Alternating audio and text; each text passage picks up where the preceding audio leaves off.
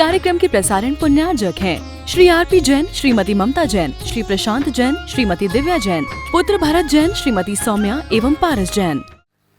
सावन सुदी सप्तमी के दिन पार्श्वनाथ भगवान के लिए निर्वाण का लाभ हुआ है। अनंत सुख के धनी वो बने हैं। इस विषय को लेकर के मध्याह्न में आप लोगों ने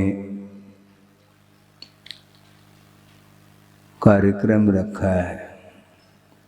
अभी संक्षेप से हम इतना कहना चाहते हैं कि आप लोग अपने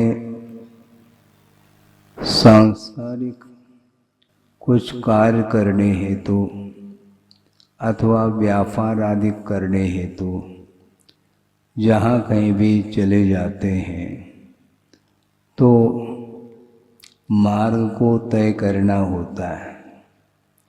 समझने के लिए यहाँ से किसी को दिल्ली जाना है अथवा अन्यत्र कहीं भी जाना है तो वह मार्ग को तय करने के लिए भिन्न भिन्न प्रकार के साधनों को अपनाता है।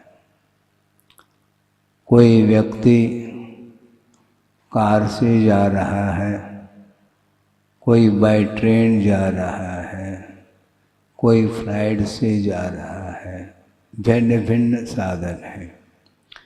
किंतु मार्ग दिखाई देता है।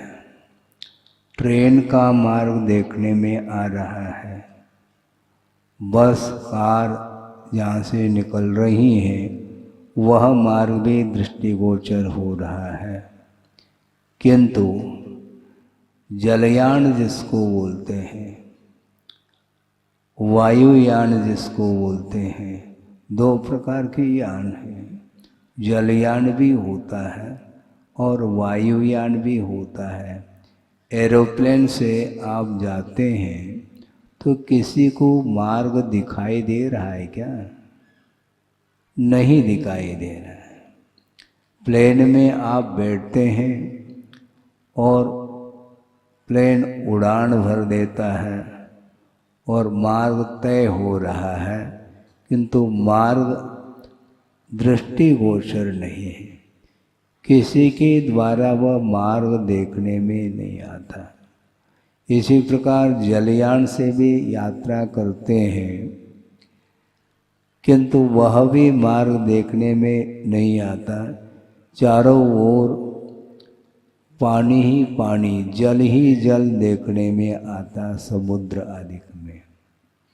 किंतु मार्ग तय तो हो रहा है, भले ही वह मार्ग दृष्टिगोचर नहीं हो पा रहा है, किंतु दिशा सूचक यंत्र लगे हुए हैं, फिट हैं, उसके माध्यम से ही दिशा का बोध होता है और कितना मार्ग हम तय कर चुके हैं ये सारा सारा परिज्ञान उन दिशा सूचक यंत्र और मशीन के माध्यम से ही वह अवगत हो पा रहा है। उसी प्रकार ये मोक्ष मार्ग भी एक ऐसा मार्ग है जो किसी को देखने में नहीं आता। आ रहा है क्या मार्ग? मार्ग दिखाई नहीं दे रहा है, किंतु वह मार्ग भावात्मक है, आत्माश्रित मार्ग है, भावात्मक है। इसलिए उसका परिज्ञान आगम के माध्यम से, आगम के ऊपर श्रद्धान करते हुए, गुरुओं के ऊपर श्रद्धान करते हुए, भगवान के ऊपर श्रद्धान करते हुए ही हम मार्ग को तय कर पाएंगे। श्रद्धान यदि किसी को नहीं है तो दिखाई तो दे नहीं रहा है। अंधेरे में आपको मार्ग देखने में आता है क्या? नहीं आता है। तो जिस प्रकार अंधेरे में मार्ग दिखाई नहीं देता और देखने के लिए आप प्रकाश का उपयोग कर लेते हैं, टॉर्च आदि का उपयोग करके मार्ग कहाँ पर गया है उसको देखते हुए आप चलते हैं, उसी प्रकार आस्था के माध्यम से ही मोक्ष मार्ग का अवलोकन किया जा सकता है। जिसके अंदर विश्वास नहीं है उसको हम समझा नहीं पाते, बल्कि विश्वास को जागृत कराने के दृष्टि से भी उपदेश आदि दिए जाते हैं, और उपदेश अर्थात धर्म श्रवण के माध्यम से भी वह सम्यक को उपलब्ध कर लेता है। किंतु सम्यक दर्शन को प्राप्त करने की भूमिका की ओर भी दृष्टिपात करने की आवश्यकता है, क्योंकि जब तक परिणामों में सरलता नहीं आती, परिणामों में सरलता जब तक नहीं आती तब तक वह उसके अंदर वह समर्पण का भाव अथवा आस्था का भाव जागृत नहीं हो सकता। भीतर यदि कुटिलाई है, सरलता नहीं है, तो वह कभी भी अपने लक्ष्य तक नहीं पहुंच पाता है। लक्ष्य तक, गंतव्य तक पहुंचने के लिए विश्वास की बड़ी आवश्यकता है। गुरुदेव ने एक बार प्रसंग दिया था, वह ये है, लौकिक क्षेत्र में भी विश्वास की बड़ी आवश्यकता होती है। आप लोग खरीदते हैं दुकान में क्या? नारियल है। गुरुदेव ने कहा था कि नारियल मत कहो, श्रीफल कहो। क्यों? नारियल वो रियल नहीं है, आर्टिफिशियल है, इसलिए नारियल न बोल करके श्रीफल बोलो, ऐसा उनका कहना था। ठीक है, किंतु आप श्रीफल खरीदते हो दुकान में जा कर के, दो चार भी खरीदना है तो उस वह श्रीफल व नारियल ठीक है क्या नहीं, सड़ा हुआ तो नहीं, इसका परिज्ञान आप कैसे करेंगे? फोड़ करके करोगे क्या? फोड़ करके यदि करोगे तो फिर वह वापस लेगा नहीं वो दुकानदार।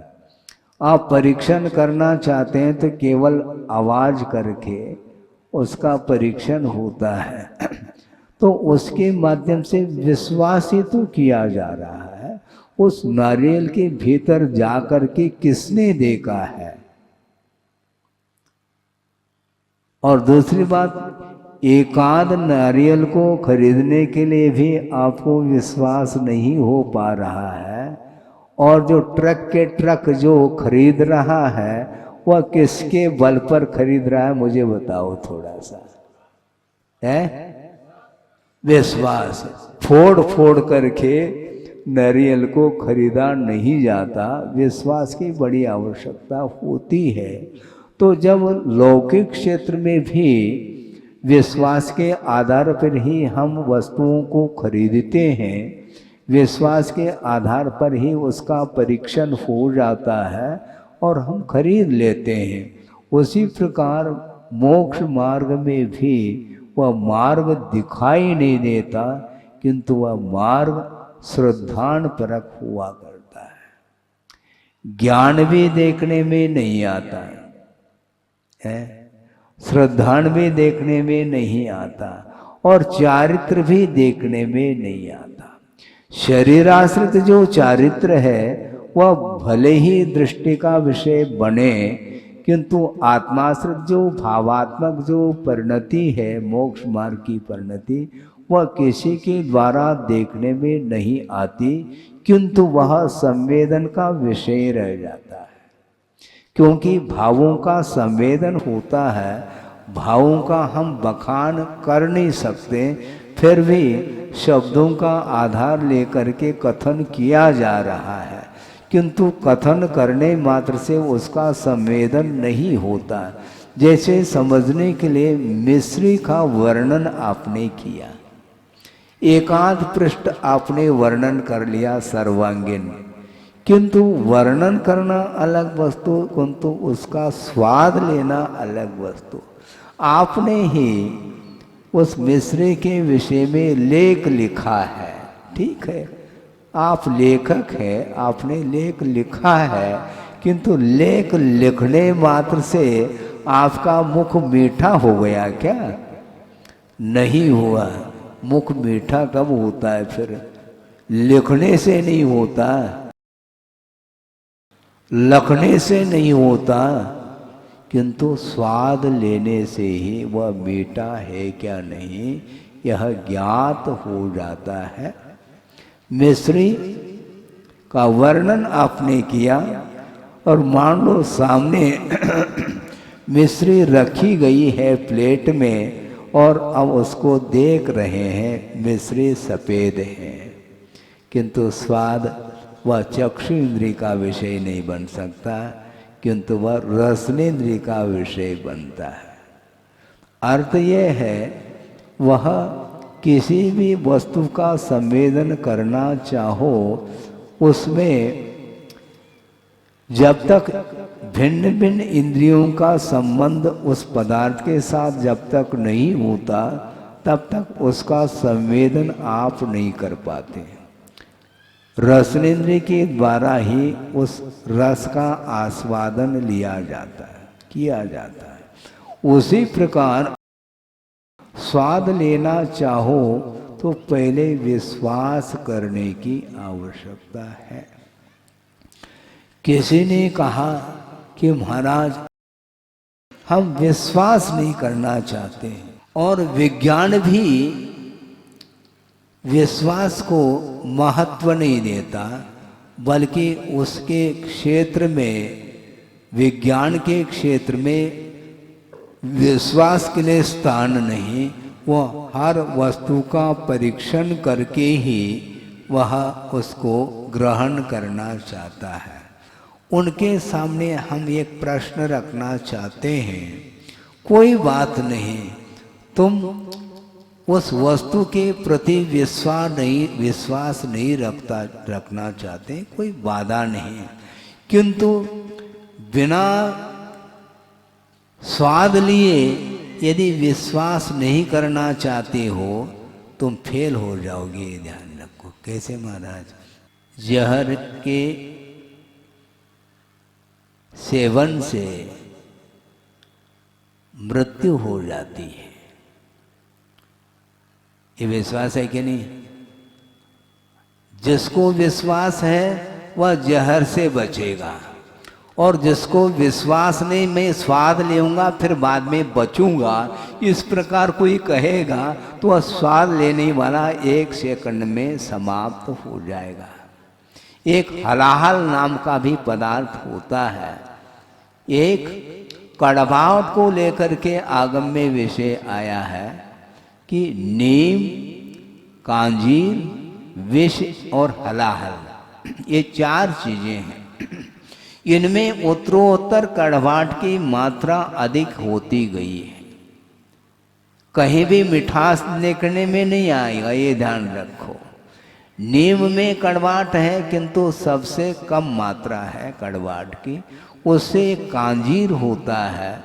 समझने के लिए हम गुरवेल को ले सकते हैं, कांजीर को किसी ने नहीं देखा है मान लो, किंतु शब्द तो सुना है। एक गुरवेल होता है जिसमें नीम से भी मात्रा कड़वाहट के अधिक है, और उससे भी कड़वाहट की मात्रा जहर अर्थात विष में है, और विष से भी कड़वाहट की मात्रा हलाहल में है, जिसको साइनाइट बोलते हैं आप लोग, पोटेशियम ऐसा कुछ बोलते हैं उसके लिए, हाँ पोटेशियम साइनाइट ऐसा सुना था हमने। अब वो साइनाइट का स्वाद लेना चाहो बहुत कठिन काम है। मान लो आप हाथ में पेपर ले और पेन लेकर के और उसका स्वाद लेकर के उस साइनाइड के गुणधर्म के बारे में कुछ लिखना चाहो, आप लिख नहीं पाएंगे, ऑफ हो जाएंगे। तो अब विश्वास कौन करेगा? हम विश्वास नहीं करते हैं, पहला हम स्वाद लेते हैं, फिर बाद में विश्वास करने की आवश्यकता क्या? फिर जब वह संवेदन का विषय बन जाता है, फिर बाद में विश्वास के लिए कोई आवश्यकता ही नहीं पड़ती। उसी प्रकार मोक्ष मार्ग का स्वाद लेना चाहो तो पहले विश्वास कर लो। विश्वास हो तो इधर आना, नहीं है तो कोई भी आवश्यकता नहीं है। इसलिए सारे मार्ग दिखाई दे रहे हैं, किंतु वह एरोप्लेन का मार्ग अथवा जलयान का मार्ग जिस प्रकार देखने में नहीं आता, उसी प्रकार मोक्ष मार्ग की स्थिति है। इसलिए जिनेंद्र भगवान के द्वारा कहा हुआ यह मोक्ष मार्ग है। उन्होंने सम्यक दर्शन, सम्यक ज्ञान और सम्यक चारित्र की समष्टि का नाम मोक्ष मार्ग है। ऐसा किसने कहा? हमने नहीं कहा और पूर्वाचार्यों ने भी नहीं कहा, किंतु पूर्वाचार्यों ने यदि कहा भी है तो जिनेंद्र भगवान की वाणी का आधार बना करके ही हम लोगों को उपदेश दिया है। डायरेक्ट यदि मार्ग को सुनना चाहते हो, समझना चाहते हो, तो जिनेंद्र भगवान की वाणी को सुनो। और दिव्य ध्वनि सुनने में आती है और उसका अर्थ भी समझ में कुछ हद तक आ सकता है, किंतु सर्वांगीण पदार्थ की जो जानकारी है, ज्ञान है, उसका परिज्ञान बिना गणधर परमेष्टि के संभव नहीं है। और उस प्रभु के दिव्य ध्वनि का आधार लेकर के उस दिव्य ध्वनि की विराटता को सामने रखने का पुरुषार्थ गणधर परमेष्टि ने किया है, क्योंकि उन्होंने दिव्य ध्वनि का आधार लेकर के, आलम्बन लेकर के द्वादशांग की रचना की है। और उस द्वादशांग के रूप में जो आगम है, वह आगम हम और आपके पास नहीं है, सर्वांगीण आगम। वह द्वादशांग है, उसको लिपिबद्ध नहीं किया जा सकता, किंतु कुछ ही विषय को लिपिबद्ध किया जा सकता है। और गणधर परमेष्टि के उपरांत उत्तरवर्ती जितने भी आचार्य हुए हैं, उन्होंने गणधर परमेष्टि ने जो कहा है, जो कि द्वादशांग के रूप में है, वह आगम, उस आगम का ज्ञान करके धीरे धीरे धीरे शोषम कम होता गया है अवसर्पिणी काल में। इसलिए आचार्यों को यह चिंता हो गई, ऐसा न हो कि मोक्ष मार्ग को समझाने के लिए अपने पास ज्ञान ही यदि नहीं रहेगा तो मुश्किल हो जाएगा। भव्य जीवों का कल्याण भी करना है, इस ओर उनकी दृष्टि गई और धीरे धीरे वह आगम कम होता जा रहा है। तो उन्होंने सोचा अब इसको लिपिबद्ध करना चाहिए। तो वर्तमान में अंगात्मक अथवा पूर्व के रूप में ज्ञान किसी भी आचार्यों को नहीं रहा। उत्तरवर्ती जो आचार्य हुए उनकी अपेक्षा से कहा। और गुरुदेव के मुख से यहाँ तक हमने सुना कि आचार्य कुंद देव हुए हैं जिन्होंने अध्यात्म ग्रंथों की रचना की है, किंतु उनके पास भी एक अंग का 100वां हिस्सा कहो अथवा 1,00,000 भी हिस्सा कर लो तो भी वह उतने प्रमाण भी उनको ज्ञान नहीं था। तो उसके बाद वाले जो हो रहे हैं उत्तरवर्ती और भी आचार्य हुए हैं, धीरे धीरे धीरे वह आगम समाप्त होता जा रहा है। और वर्तमान में जो बचा हुआ आगम है बहुत एक प्रकार के बूंद के समान है, किंतु वह बूंद भी वह क्षीर सागर से ही लाया गया है। इसलिए वह साक्षात जिनवाणी वर्तमान में जो आपके सामने उपलब्ध है वह भी द्वादशांग के साथ संबंध रखने वाला वह आगम है, वह वाणी है। इसलिए वीर हिमाचल से ये वाणी आई है और गणधर परमेष्टि ने उसको झेला है। उसके बाद उन्होंने अपने क्षोभम के माध्यम से हम और आपके सामने रखने का पुरुषार्थ किया है। इसलिए वर्तमान में जो कुछ भी आगम उपलब्ध है उसके ऊपर श्रद्धान करके, आस्था जागृत करके हम मोक्ष मार्ग पर चलने का पुरुषार्थ कर सकते हैं। इसलिए मोक्ष मार्ग वस्तुतः भावात्मक है और उसका अनुकरण करना चाहो तो आस्था के लिए स्थान देना चाहिए। बिना आस्था के कोई भी कार्य संपादित नहीं होता, चाहे वो लौकिक क्षेत्र संबंधी कार्य हो चाहे परमार्थ संबंधी कार्य हो। विश्वास के माध्यम से ही हम अपने जीवन को उन्नति की ओर ले जा सकते हैं। आपका समय हो चुका है और मध्याह्न में पार्श्वनाथ भगवान के विषय में निर्वाण, उनको निर्वाण का लाभ हुआ है, उसको समझने के लिए हम और आप हमें भी समझना है। हाँ बिल्कुल समझना, आपको तो समझना है ही, किंतु श्रवण भी मोक्ष मार्ग को निरंतर समझने का ही प्रयास करता है। क्यों समझने की आवश्यकता है इसके बारे में विस्तार के साथ मध्याह्न में विषय दिया जाएगा। इतना ही पर्याप्त है। अहिंसा परमो धर्म की जय। इस कार्यक्रम के प्रसारण पुण्यार्जक हैं श्री आरपी जैन, श्रीमती ममता जैन, श्री प्रशांत जैन, श्रीमती दिव्या जैन, पुत्र भरत जैन, श्रीमती सौम्या एवं पारस जैन।